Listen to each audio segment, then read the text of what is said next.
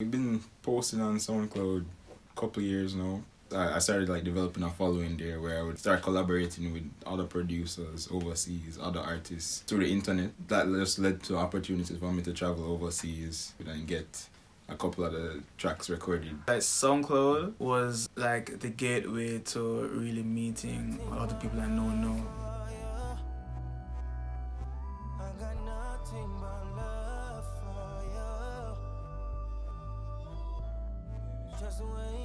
I saw his tracks and I was wondering, like, should I post on SoundCloud? Like, should I really put myself out there? Because at this time I was still just on Facebook, you know. Put myself in the deep end and just put my rhythms out there. Started getting likes from persons in different countries, and that led to me working with persons like Dedu Namis. He messaged me on SoundCloud and I was like, yo, we should work. And then we ended up making a whole EP.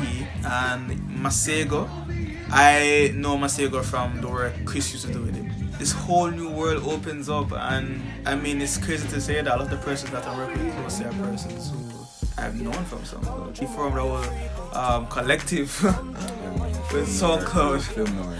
It was myself, Benjamin, Masego, Oshi, this producer Medicine. Yeah, Film Noir blew up. No, Film Noir blew up, I'm telling you. Film Noir was a trending topic on SoundCloud for quite a few months. People just were like eating it up, yo. People were like, yes. Right. Not necessarily like a copy thing, but I feel it's more of like just inspiration because everybody draws inspiration from somewhere. Yeah. So to me, I take it as just like a compliment if I hear a rhythm that sound like something I would do because it's a good thing. I mean, I don't think you can stay too guarded. You put out stuff because you're making yourself vulnerable. You kind of have to accept that. Then what you become is a trendsetter, you know. I used to remake Genius with him. Like all them regular rhythms and things like you used to just remake them. Like Genius was the main guy that I think all of us looked up to. Pharrell being one, Timbaland, Genius. From Jamaica there was Dan Carlyon. This was even before I really went back and listened to like the 90s dancehall, the 80s vibe. So Chimney Records was one of them in the 2000s. Including Lifeline. Super Dupes was one of the biggest influences for me. Putting the music on like an international level as well, where it's not just in the local scene, but to be able to cross over and still maintain that over the years. Like some beats me that before this. My name, Cool Melody. Cool Melody too.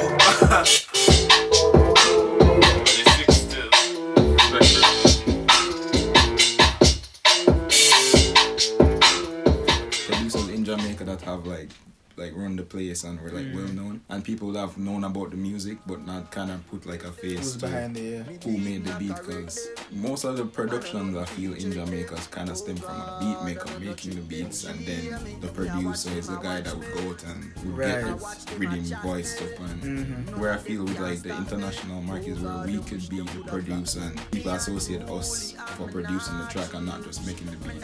It's the same thing Chris said as when it comes to the producer thing, because back then I was like a beat maker, so we're both more producers now, and I was just making beats and giving them out, and as much as they would get the artist and things, like your name wouldn't be on it, and it's just something that, and I didn't really have much power to say anything.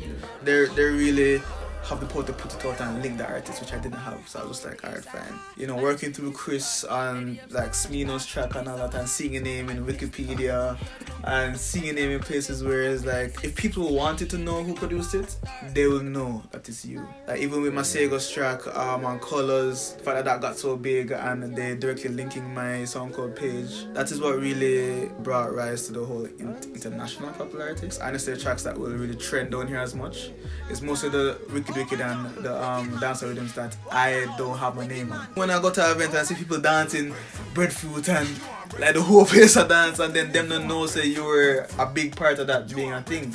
It does feel that way, but at the same time we're still kind of working to really get that notoriety within Jamaica. It would be nice to really have the respect like Genius had and Russian had. Yeah, but it's a different time. It's a different time. Juggling thing was more right. Like as a producer, that was like what you make your name on, just like making like a rhythm with 20 guys recording to it, and if 5-6 of those songs bust, you know, the rhythm would be big. And I think in like a modern time we don't really have big juggling is doing well a bit more, so producers kind of not really as known as they used to be back in the day. Yeah, and Jamaicans aren't as privy to SoundCloud as most other countries are.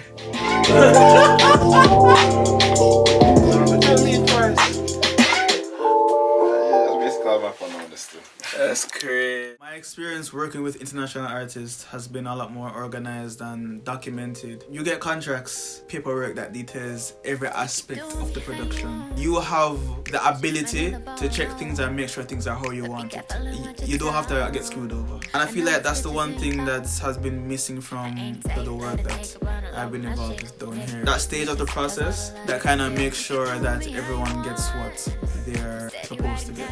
One party is held accountable for their deal. We get paid for our music. We're not just making beats and then 10 people record on it and it's out there and we're not getting paid. Just for us to survive as producers now, we have to be making money. It's not really talked about in the industry how producers get paid locally. It's behind the scenes, there's a lot that goes on to get the music out there. We don't really have systems in place in Jamaica to help producers get their tracks registered properly. Your BMI, your ASCAP. We have JCAP now, but it's like a lot more that I feel like could be done just to help locally get producers up on par with that international community.